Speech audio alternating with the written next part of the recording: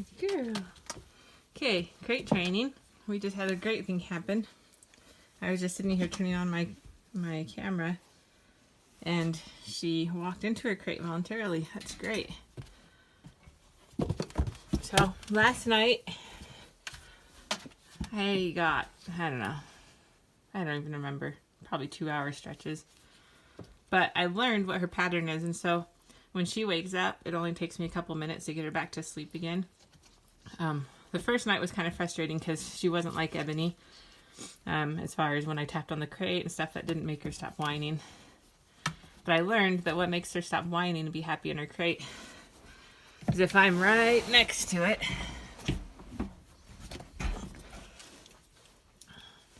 And so first I'll open the door and I'll pet her.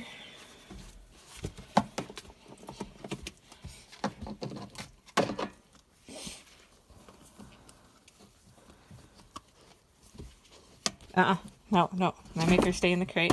I don't let her step out. And then I laid down right next to it with my arm kind of in the crate. And she would lay down and cuddle with my arm. And then once she fell asleep cuddling, I would shut the door. But I would still stay right next to the crate, like touching the crate, laying on the floor for maybe a minute until I know she's sound asleep. And then I get in bed. And then she's happy. But if I just put her in a crate and I get in bed, she'll whine and whine and whine and I can't stop it. But this way she's learned to be happy in her crate. And this morning was the first time she started to play with her bone in the crate, which is great progress. Which means she's getting more comfortable in her crate.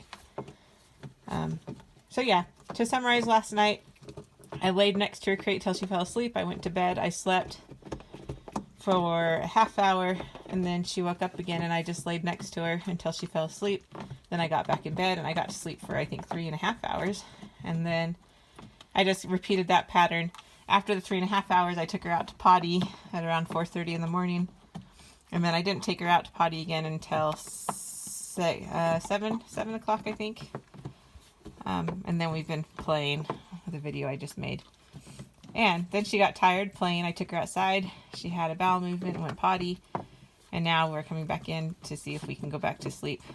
And if she'll be happy with the door shut while she's chewing on that, then that's a wonderful progress, because she used to whine anytime I'd shut the door.